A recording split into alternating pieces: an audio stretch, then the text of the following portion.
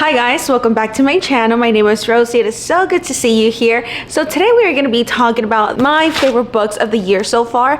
These books have made me cry. They've made me laugh out loud. They have shattered my heart. They have put it back together. They have made me believe in love. I'm just kidding. None of them have made me believe in love. They're just books that I have been obsessed with. So I figured that we're going to do like a mid-year what's it called, a mid-year roundup of all my favorite books of 2025. So let's get started because let's see, I have a lot of books as you can see. 2025 has been the year of reading new authors for me. For example, right here we have Never Let Me Go by Kazu Ishiguro. This book broke my heart so many times. This is such a sad book. This is a dystopian sci-fi novel, and it was just phenomenal. I devoured it in like a day, and I also love the movie. If you don't know, this book does have a movie, and if you don't want to read the book, watch the movie. I really recommend it. It is a very slow book, so if you're into something that's very high paced, this is not going to be for you, but I enjoyed it so much. It was fantastic. The next new author that I have never read before is Elena Ferrante, and this is My Brilliant Friend. This book, like Kazu Ishiguro, is very sad. This book talks about womanhood and friendships and just what it means to be a woman. This book was really sad as well. It pissed me off so many times. I do have a reading vlog where I read these two books together actually, so I do have more in-depth thoughts of these books in that video, so if you want to check it out, I recommend that you check it out because it's a good one. The next book is Pride and Prejudice by Jane Austen, and I might be a little biased about this book because it was the first classic that I read in 2025, so it made me feel intellectual, okay? It made me feel smart to be carrying around my copy of Jane Austen. But besides that, this book was so funny. It was so witty. It talked about classism. It talked about sisterhood and family relationships and just family drama. This book had a little bit of everything in it, and it was never boring. There was a lot of talking. If you don't like books with a lot of dialogue and not a lot of action, then you're definitely not gonna like this book. I saw a comment on Goodreads that said that this book was just people going to each other's houses. So yeah, it basically is that, but with a little bit more to it. So if you don't like slow stories, if you don't like I mentioned, just a lot of dialogue, then I don't think you're gonna like this, but I loved it. It's become one of my favorites. So Jane Austen, if you're wherever you are, I loved your book. If you guys have been here since the beginning of my channel, you know I can't make this video without I'm so passionate about it. You know I can't make this video without including this series right here. This has changed my life since Harry Potter. It has been since Harry Potter that I have not read another series that I've been so obsessed with in my life. It has just been so long since I've picked up a book that has just made me cry, bawl my eyes out. It's been a very, very long time. I cared about every single one of these characters. I love the villains because they were so well written. You know when you watch a movie and you really hate the villain of the movie, and then you have to remind yourself, oh, it's just an actor playing a role, and the actor's just that good that makes you hate the villain? Well, that's how I feel about his books. Like, the villains in here are so well written that I genuinely hate them. I can, just putting them in my head, I can see like the whole world in my head right now.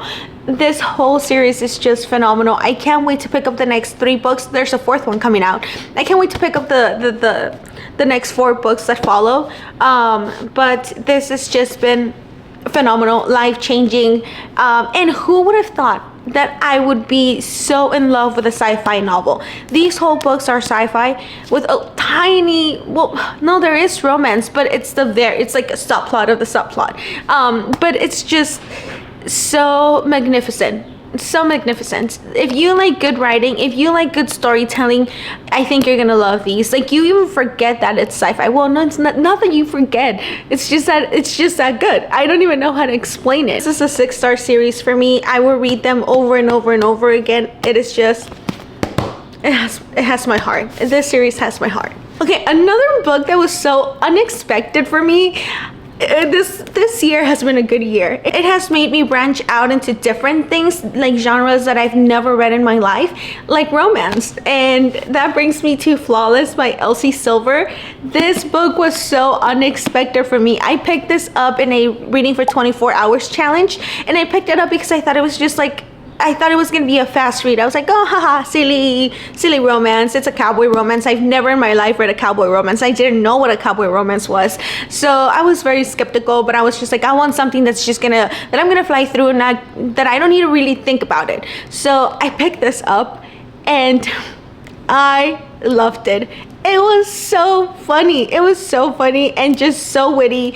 And I guess I like cowboy romances. Don't judge me. Don't judge me. I do. I like a cowboy. I like the romance in this book. And now I know that the rest of the series is about each different guy from the book, which makes me so excited to finish this whole series. I think there's 5 books in total.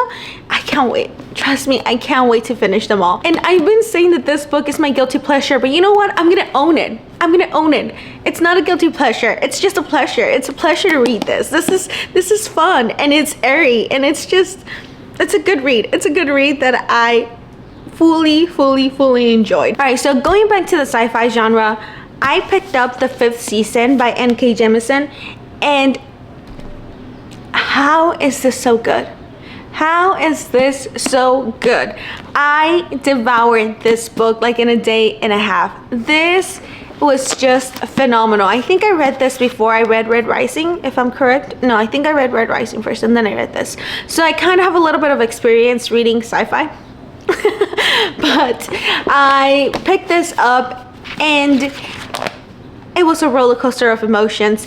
This book, you follow 3 different characters and 3 different storylines and 3 different like time periods. So it's just a little confusing if you don't pay attention to what's happening. If you don't pay attention to what you're reading, you're definitely gonna be lost. So this is a book that you just have to go in and focus. But it was just phenomenal. The world in this book was so interesting and so new. I've never ever read anything like this in my life. So now whenever I walk past this book, I'm just like, oh, the book with the crystals in the sky. And like, you know what I mean? Does that ever happen to you when you just walk past your bookshelves and you can picture the worlds in your head of each individual book that you've read? That happens to me with this book. It was so beautifully written and so devastating. The twists were amazing and gory and just everything about this book was fantastic. It was phenomenal. It was sitting on my bookshelf for like months and months and months and months until I decided to pick it up, and now it pisses me off that I didn't pick it up sooner because I was seriously missing out on this. Okay, so just like the Red Rising series, I wouldn't be able to do this video again without including this series right here. Listen, okay? I've mentioned this before. I'm not an expert at reading manga and recommending manga and knowing about the authors and the history and all of that. That's not me. But whenever I do decide to pick it up, it's phenomenal. This right here is the Blood on the Tracks series. And so far I've only read 7 volumes of it. And that's all it needed. It needed 3 volumes for it to make me fall in love with it. This is so creepy. It is so creepy and so disturbing. The relationship in these books between the mother and son is just so messed up that it's great. Whenever I was growing up and I would think of manga, I would just think of like Naruto and like Pokemon or Sailor Moon. I would just think of that. It wasn't until recent years that I found out that it's so much more than that, and that these type of mangas exist, that I've just been obsessed. So I owe my newly found manga obsession to Susa Oshimi, because he is just writing a thriller masterpiece that I am obsessed with. Just obsessed with. You know what's crazy? That my go-to genre used to be thrillers. That was just like my go-to. I loved it. If I wanted to read a book, I would go for a thriller. If I didn't know what to read, I would go for a thriller. And I haven't been reading a lot of thrillers. And if I did happen to pick up a thriller book, I'm just not loving them. So it has been just not a good year for thrillers until this baby came along.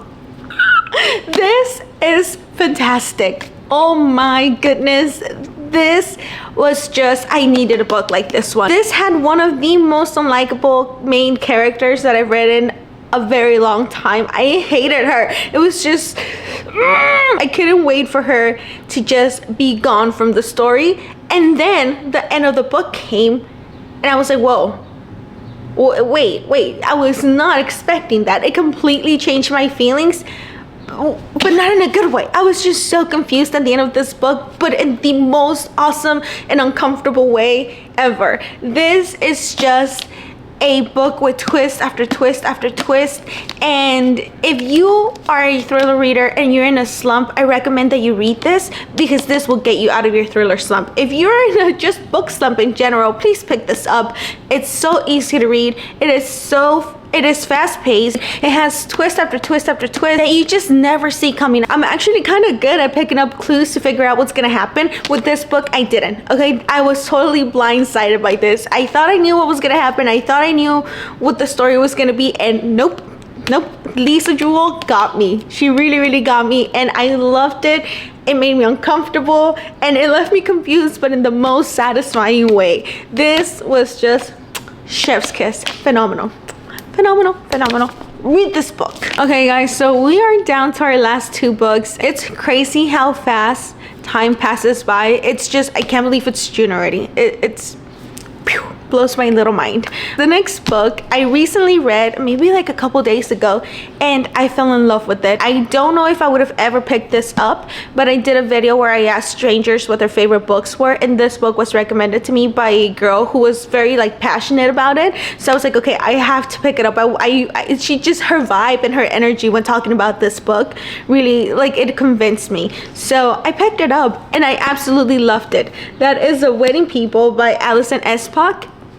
This, I love when authors write good books. I just love it. This book felt like an early 2000s rom-com, which is a very silly way to put it because it has some really dark topics in it, but it gave me like early 2000s vibes. And you know who I picture as the main character? You know that girl from American Horror Story, the haunted house?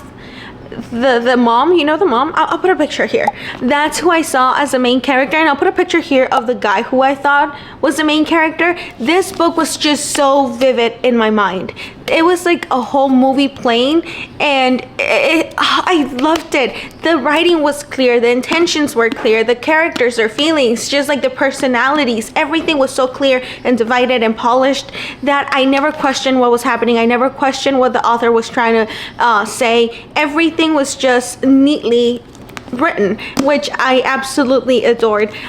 This book made me laugh out loud. It made me bawl my eyes out, and I really think about these characters a lot. I want to know what's gonna happen, and the ending was not a book ending. It wasn't like a happy ever after ending. It was a very figure it out. We're all people who knows what's gonna happen next. It was just the perfect way to end a book like this. I couldn't see it ending any other way. Okay, so last but not least, we have a book that I was so skeptical to pick up, and I wouldn't have picked it up if it wasn't for Zach. He was the one that actually picked this book out for me, and I love him for it because it has been phenomenal. It was beautiful. It was so beautiful, and that is The Women by Kristin Hannah. I saw so many reviews about this book. I saw so many people talking about it, and just, I don't know why, for some reason I was just like, I bought it. Obviously I fell into the hype of this book and I bought it, but for some reason I just didn't want to pick it up. I thought I wasn't going to be in the mood. So when Zach picked it for me, I have a video if you want to watch it. You can see my face. I was like, oh, The Women. I kind of don't want to read The Women, but I'm sorry, Kristin Hannah. I'm very sorry I doubted you in your book, because this was a masterpiece. This was phenomenal. It was just, it was giving. I listened to the audiobook while reading along to this because we were going on family vacation, so I also read this at the beach. And let me show you really quick. I took off the cover and I just took it. Look at how battered up my copy is now. It is just, it went through it. And there were so many times that I was doing things around the house, even when we were driving towards the beach, that I was reading and listening at the same time, that I gasped. I gasped so many times that Zach was getting so annoyed at me because he hates it when we're driving and I just like make any random noise. He's like, what's happening? But I couldn't help it. There were so many surprises in this book that I was just constantly, I would be like, oh no, what's happening?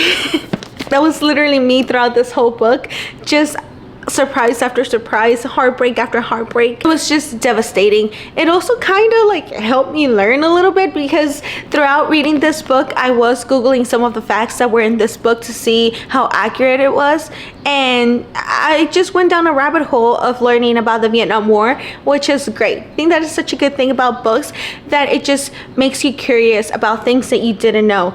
And this book definitely did that for me, and I am so thankful for it. This is another book that I think about the characters often as well. I just hope they're having a good life. I know they're fictional, but I still think about them, and I hope they lived a happily ever after, every single one of them, because man, they went through it, okay? Every single one of them went through it. All right, guys, so these are my favorite books of the year so far. I didn't think there would be this many. I'm a sucker. If I love something, I love it hard. You know what I mean? But yeah, these are my babies. Let me know down in the comments which books have been your favorites so far.